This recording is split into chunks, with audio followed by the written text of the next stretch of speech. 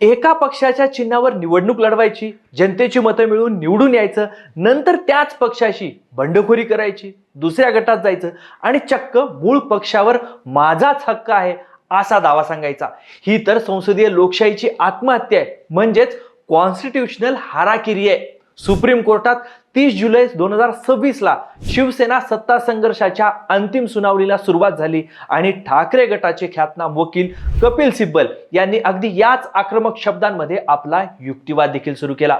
सरन्यायाधीश सूर्यकांत, न्यायमूर्ती जयमाला बागची आणि न्यायमूर्ती जे.व्ही. मोहन्ना यांच्या त्रिसदस्यीय पीठासमोर ही सुनावणी सुरू आहे। गेली 3 वर्ष प्रलंबित असलेल्या या खटल्यात आता अंतिम सुनावणीला खऱ्या अर्थानं वेग आलाय। निवडणूक आयोगानं एकनाथ शिंदे गटाला दिलेला शिवसेना हा मूळ पक्ष आणि धनुष्यबाण हे चिन्ह पुन्हा उद्धव ठाकरे कसं मिळू शकतात? कपिल सिब्बल यांनी मांडलेले कोणते 5 मुद्दे या खटल्याला संपूर्णपणे कलाटणी देणारे म्हणजेच गेम चेंजर ठरू शकतात, हेच आपण आजच्या बिटवीन द लाईन्स मध्ये अत्यंत साध्या सोप्या शब्दामध्ये समजून घेणार आहोत। त्यामुळे व्हिडिओ शेवटपर्यंत बघा आणि पुढे जाण्याआधी तुम्हाला विनंती आहे की तुम्ही अजूनपर्यंत टीओडी मराठी चॅनलला यूट्यूबवर सबस्क्राईब केलं नसेल तर लगेच सबस्क्राईब करा आणि सोशल मीडियावर फॉलो करा।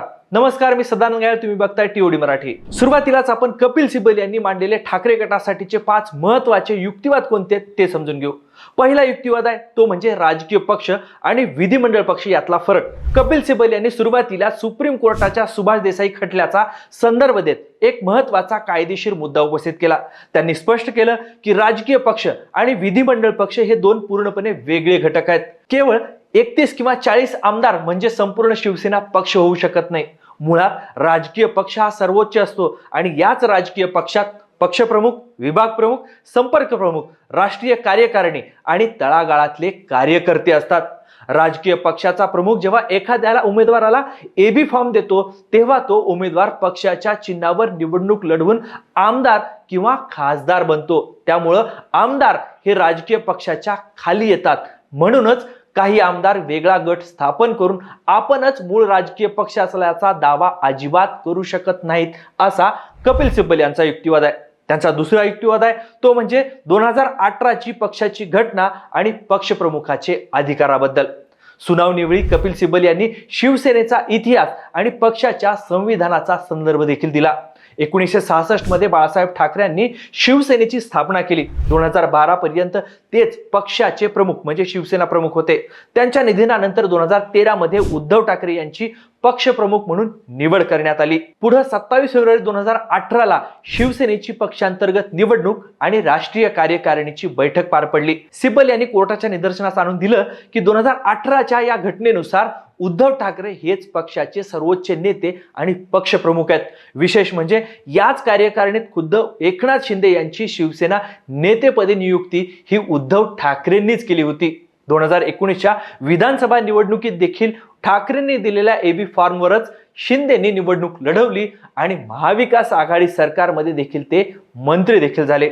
मग ज्या पक्षप्रमुखांनी तुम्हाला नेतेपद दिलं, ज्यांच्या सहीनं तुम्ही निवडणूक लढवली, त्याच पक्षप्रमुखांना तुम्ही परस्पर कसं डावलू शकता, बाजूला करू शकता, असा सवाल सिब्बल यांनी उपस्थित केला। त्यांचा तिसरा महत्त्वाचा युक्तिवाद आहे तो म्हणजे निवडणूक आयोगाच्या निर्णयातल्या तांत्रिक त्रुटींचा।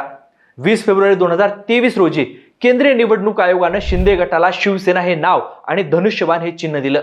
सिब्बल यांनी या निर्णयावरच आक्षेप घेतला, हरकत घेतली। आयोगानं हा निर्णय देताना शिवसेनेच्या 2018च्या दुरुस्त केलेल्या घटनेकडे सोयीस्कर दुर्लक्ष केलं। आयोगानं शिंदेना शिवसेना देत असताना, शिवसेना पक्षाने चिन्ह देत असताना आपल्याकडे पक्षाच्या घटनेची प्रत उपलब्ध नाही किंवा ती वेबसाईटवर नाही असं कारण सांगितलं होतं। पण ठाकरे गटानं 4 एप्रिल 2018 लाच ही कागदपत्र आयोगाला सादर केली होती असा दावा सिब्बल यांनी केला। आयोगानं पक्षाच्या घटनेचा, पक्ष संघटनेचा विचार न करताच केवळ 55 पैकी 40 आमदार आणि 19 पैकी 13 खासदार एकनाथ शिंदेंकडे आहेत या संख्याबळावर त्यांना मूळ पक्ष बहाल केला। केवळ आमदारांची संख्या मोजून मूळ पक्ष कोणाचा हे ठरवणं ही लोकशाहीच्या तत्वांना धरून गोष्ट नाही, असं सिब्बल यांनी कोर्टामध्ये ठणकावून सांगितलं। त्यांचा चौथा युक्तिवाद आहे पक्षांतर बंदी कायदा आणि कॉन्स्टिट्यूशनल हाराकिरी। संविधानाच्या 10व्या परिशिष्टातल्या पक्षांतर बंदी कायद्याचा संदर्भ देत सिब्बल यांनी सध्याच्या राजकीय परिस्थितीवर कठोर ताशेरे ओढले। एका पक्षाच्या ए चिन्हावर निवडणूक लढवायची, नंतर दुसऱ्या पक्षात किंवा बी चिन्हावर आपण असल्याचा दावा करायचा. हा आजकाल पायंडाच पडत चाललाय.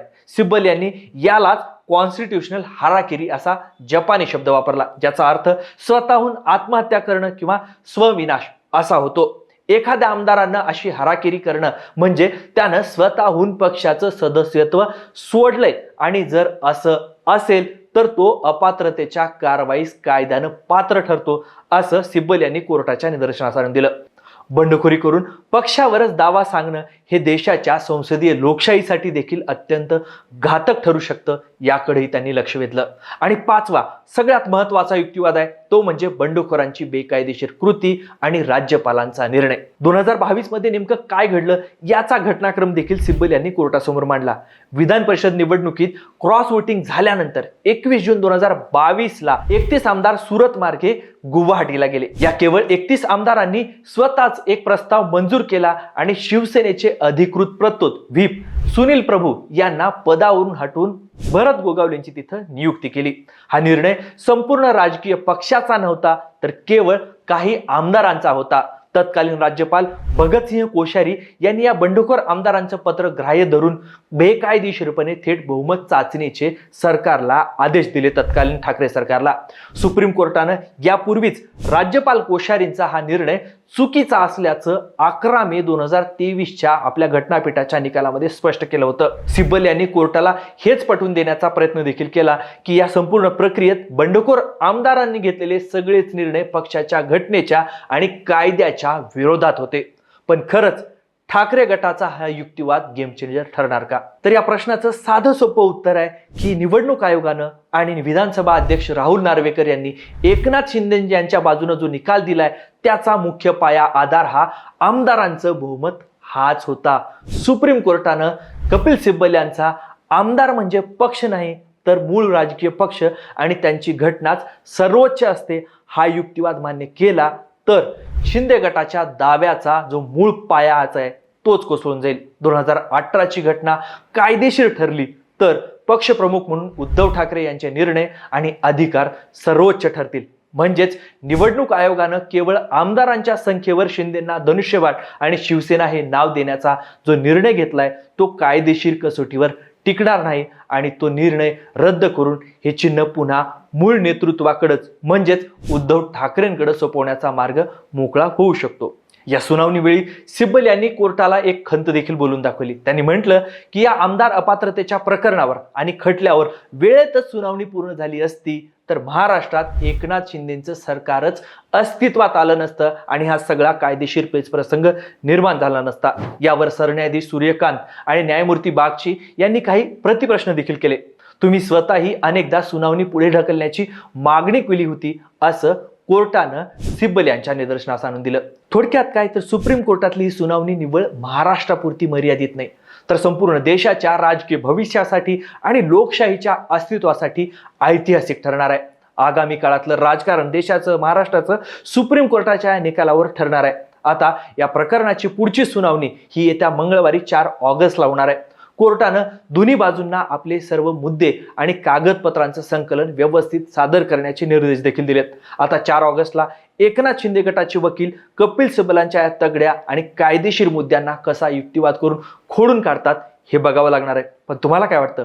कपिल सिब्बल यांनी मांडलेला राजकीय पक्ष विरुद्ध विधिमंडळ पक्ष हा मुद्दा गेम चेंजर ठरेल का? सुप्रीम कोर्ट शिवसेना आणि धनुष्यबाण कुणाला देणार? एकनाथ शिंदेंना की उद्धव ठाकरेंना? तुम्हाला सुप्रीम कोर्टाकडून काय अपेक्षा आहेत? कमेंट करून तुमची मतं नक्की सांगा. सुप्रीम कोर्टातल्या सुनावणीचे हे कायदेशीर विश्लेषण तुम्हाला आवडलं असेल तर व्हिडिओला लाईक करा, व्हिडिओ मित्रमंडळींना शेअर करा आणि अशाच साध्या सोप्या शब्दातल्या विश्लेषणासाठी TUD मराठी चॅनलला यूट्यूबवर सबस्क्राईब करायला विसरू नका. सोशल मीडियावर फॉलो करा. हा व्हिडिओ शेवटपर्यंत बघितल्याबद्दल आपल्या सगळ्यांचे खूप खूप धन्यवाद.